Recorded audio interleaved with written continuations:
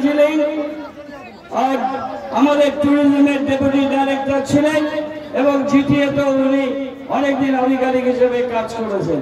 হামদুল ভাই আমরা একসাথে রাজনীতি করি বহুদিন। আমি খালি আপনাদের কাছে একটা কথা বলতে চাই, যে সময় আমিনুর রহমান আমাদের দলে এলেন ওনার সাথে আমি কথা বলেছিলাম। উনি কিন্তু ব্যক্তিগতভাবে কোনো কিছু আমাদের কাছে চাননি। উনি বলেছিলেন, দাদা আমি দিদিকে ভালোবাসি, আমি তৃণমূলে আসবো, কিন্তু আমার একটাই দাবি আপনাদের কাছে যে চোপড়া কলেজ আপনাকে করে দিতে হবে। আমি ওনাকে বলেছিলাম আপনি নিশ্চিত থাকুন, চোপড়া কলেজ আমরা করব।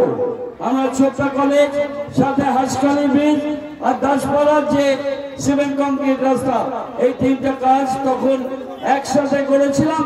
এবং তারপর হামিদুল সাহেব তিনি বহুবার নির্বাচিত হয়েছেন, আপনাদের এখানকার অত্যন্ত জনপ্রিয় নেতা, দিদির অত্যন্ত পছন্দের ব্যক্তিত্ব।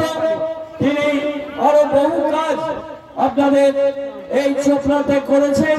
মূলত কৃষি প্রধান এলাকা, এখানে ভুট্টার উপরে, এখানে চায়ের উপরে আমাদের রাজ্যের যে নীতি, তাতে ভুট্টাকে নিয়ে তার প্রক্রিয়াজাত শিল্প এবং সেখানে বহু মানুষের কর্মসংস্থান হবে।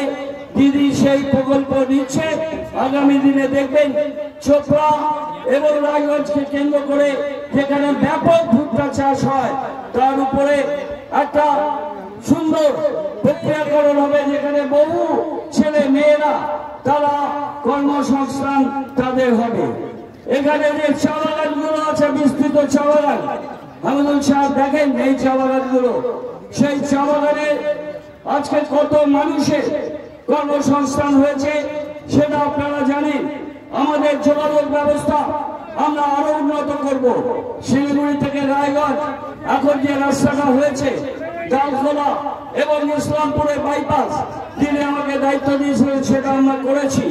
এটা করাতে আপনাদের এটা সুবিধা হয়েছে যে সোনাপুর আপনাদের চোপড়া, এখান থেকে রায়গঞ্জ আপনাদের ডিস্ট্রিক্ট হেডকোয়ার্টার, সেখানে পৌঁছতে আপনাদের সময় এখন অনেক কম লাগছে।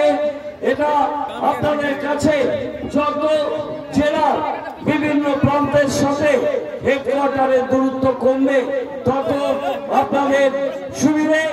এবং এখান থেকে ট্রেন যোগাযোগ ব্যবস্থা ছাড়াও এখান থেকে কলকাতা যাওয়ার জন্য বাই রোড, সেই রাস্তাও খুব সুন্দর, খুব ভালোভাবে এখানে তৈরি হয়েছে, যাতে কয়েক ঘন্টার মধ্যে আপনারা কলকাতায় পৌঁছে যেতে পারেন। আমি আমার বক্তব্য দীর্ঘায়িত করব না। গোবিন্দপুর আর সুজালির মানুষের কাছে আমাদের একটাই আবেদন, যে আমরা দার্জিলিং লোকসভা কেন্দ্র কোনদিন আমরা এই সিটটা তৃণমূল কংগ্রেস জেতেনি।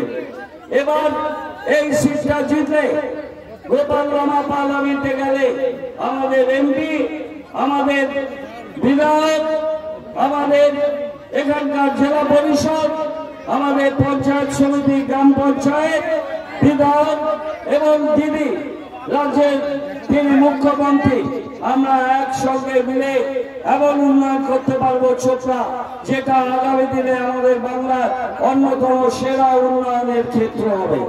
আমরা চাই এই যে আসলাম সড়ক, এই সড়ক নিশ্চিতভাবে আমাদের এই গ্রামীণ সড়ক আরো অনেক উন্নত হবে, আরো অনেক সুন্দর হবে। আপনাদের যোগাযোগ ব্যবস্থা, পানীয় জল, আবাসের টাকা আটকে দিচ্ছে, 100 দিনের টাকা দেয়নি রাজ্য সরকার, তিনি রাজ্য কোষাগার থেকে দিয়েছে, যেটা কেন্দ্রীয় সরকারের দেওয়ার কথা।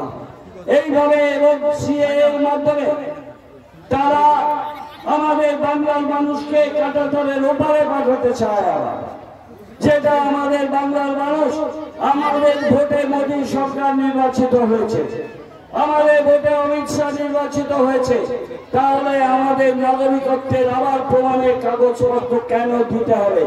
এইটা আমরা বলতে চাই। এর বিরুদ্ধে সারা বাংলা, সারা ভারতবর্ষে আন্দোলন এবং সংগ্রাম, দিদির নেতৃত্বে, মমতা বন্দ্যোপাধ্যায়ের নেতৃত্বে সেই আন্দোলন এবং সংগ্রাম হচ্ছে। আমরা তাই আপনাদের কাছে আবেদন জানিয়ে এসেছি। আমরা হামিদুল সাহেবের কাছে, আপনাদের কাছে আপনার এই দাবি রাখতে চাই যে আমরা অন্তত 1 লক্ষ ভোটে আমরা চোপড়া থেকে আমাদের প্রার্থীকে এখান থেকে যদি লিড হয় তাহলে নিশ্চিতভাবে এই লোকসভা কেন্দ্রে প্রথম গোপাল লামা জিতে দিল্লিতে যাবেন, এটা আমরা নিশ্চিতভাবে বলতে পারি।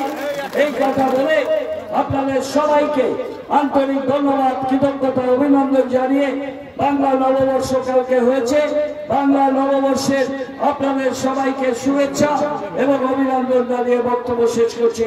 বন্দে মাতরম, জয় হিন্দ, তৃণমূল কংগ্রেস জিন্দাবাদ, মমতা বন্দ্যোপাধ্যায় জিন্দাবাদ, হামিদুল সাহেব জিন্দাবাদ। নমস্কার, ধন্যবাদ।